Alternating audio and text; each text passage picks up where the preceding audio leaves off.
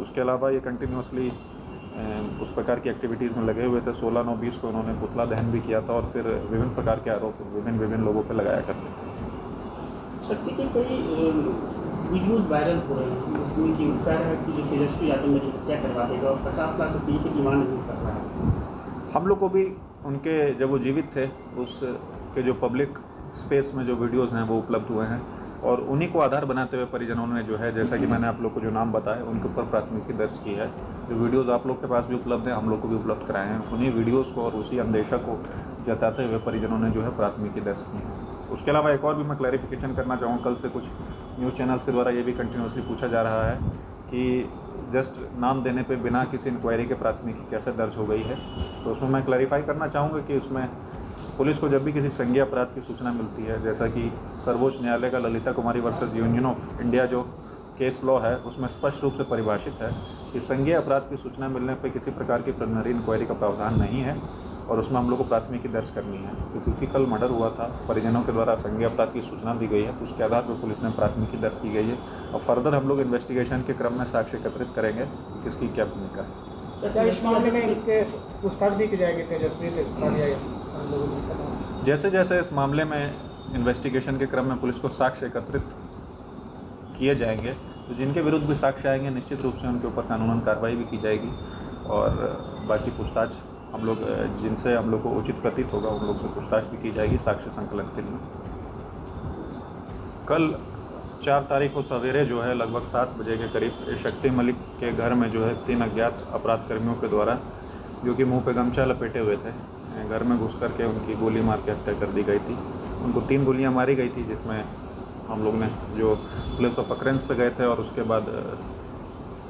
अस्पताल में भी जाके उनको शव को देखा गया तो बॉडी पे ब्लैकनिंग और चारिंग स्पष्ट रूप से दिख रही थी, जिससे ये क्लियर होता है कि उनको काफ़ी क्लोज रेंज से शूट किया गया था। और उसके बाद घटना कारित करने के बाद घर के पीछे के रास्ते से तीनों अपराधकर्मी कूद के भाग गए थे। उसके बाद पत्नी के फर्द बयान के आधार पे केहाट थाना अंतर्गत 6 लोगों पे नामजद प्राथमिकी दर्ज की गई है और उसमें भी अनुसंधान किया जा रहा है। ये 6 लोग कौन कौन हैं? 6 लोगों में पत्नी के फर्द बयान के आधार पे जो है तेजस्वी यादव, तेज प्रताप यादव, अनिल कुमार साधु, कालो पासवान, सुनीता देवी एवं मनोज पासवान के ऊपर षड्यंत्र रचकर इनकी हत्या करवाने, शक्ति मलिक की हत्या करवाने के आरोप में प्राथमिकी दर्ज की गई है, जिसमें भारतीय दंड संहिता की धारा 324, 302, 120B, 34 एवं 27 आर्म्स एक्ट, इसके अलावा 32V SC/ST एक्ट के तहत कांड दर्ज किया गया है। अब तक की जांच में सर क्या मामला है? अब तक की जांच में एक बात हम लोग ने शक्ति मलिक का जो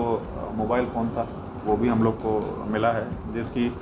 अभी तक जितनी जांच हुई है उसमें एक बात तो स्पष्ट उभर के आई है कि कालो पासवान के साथ इनकी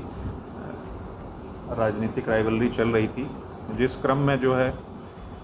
परिजनों के द्वारा बताया गया था कि लगभग 1 माह पूर्व रानीगंज थाना अंतर्गत भी इनके ऊपर फायरिंग की गई थी। परंतु उसका जब हम लोग ने वेरिफिकेशन किया तो उस क्रम में पता चला कि रानीगंज थाना अंतर्गत ये दोनों एक दूसरे के ऊपर टिप्पणियां करते थे सोशल मीडिया पे और उसके अलावा फ़ोन के आधार पे भी, जिसके आधार में थाना पे इन लोग को बुला करके सुलहनामा करवाया गया था। तो वो घटना लगभग 1 माह पूर्व 3/9/2020 की थी, जिसमें रानीगंज थाना अररिया से संपर्क करने पे वो सुलहनामा की प्रति भी उपलब्ध कराई गई, जिसमें दोनों ने यही कमिटमेंट किया कि अब हम दोनों एक दूसरे के विरुद्ध कोई किसी प्रकार की टिप्पणी नहीं करेंगे और दोनों एक मतलब फ़ोन के द्वारा भी एक दूसरे को तंग नहीं करेंगे। और उसमें जो कालो पासवान भी थे वो भी ऐसा अंदेशा जताया जा रहा है, रानीगंज जो रिज़र्व सीट है अररिया रानीगंज कंस्टिट्यूंसी जो रिज़र्व सीट है अररिया डिस्ट्रिक्ट में, वहाँ से वो भी इलेक्शन की तैयारी में थे और शक्ति मलिक भी उसी सीट से इलेक्शन लड़ना चाह रहे थे, तो उसी के कारण दोनों के बीच में पॉलिटिकल राइवलरी थी। आज सवेरे FSL की टीम ने भी जो प्लेस ऑफ अकरेंस है उसको विजिट किया है। इसमें अभी तक का हम लोग का जो फ्यूचर कोर्स ऑफ एक्शन है और अभी तक का जो एक्शन है उसमें हम लोगों ने जो घटना जहाँ पे हुई है उसके बगल में SSP का कैंप भी है और बाकी जो रूट है हम लोगों ने जो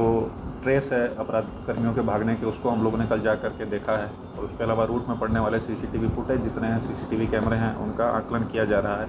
FSL को भी आज बुलाया गया है और क्राइम सीन का रिकंस्ट्रक्शन किया जा रहा है कि किस प्रकार से घटना को कारित किया गया होगा। जितने भी सस्पेक्ट हैं या जिनके साथ भी शक्ति मलिक की राइवलरी थी, सबके फ़ोन नंबर प्राप्त करके CDR और IPDR एनालिसिस की जा रही है। घटनास्थल का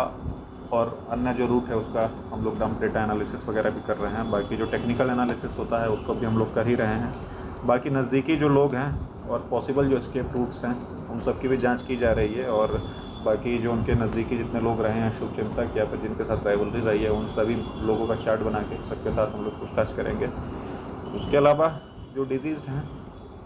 डिजीज़ पर्सन शक्ति मलिक है।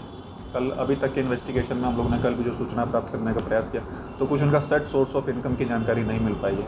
लगभग 1.5 महीने पहले इन्होंने एक स्कॉर्पियो को भी परचेज़ किया था, परंतु जितना परिजनों से हम लोग पूछ पाए तो कुछ सेट सोर्स ऑफ इनकम नहीं मिला है कि किस प्रकार से ये अपना संपत्ति को अर्जित कर रहे थे और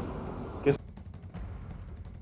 तो ये आप एसपी पूर्णिया विशाल शर्मा को सुन रहे थे, जिन्होंने बताया कि फिलहाल CCTV खंगाली जा रही है और जो 3 हमलावर पहुंचे थे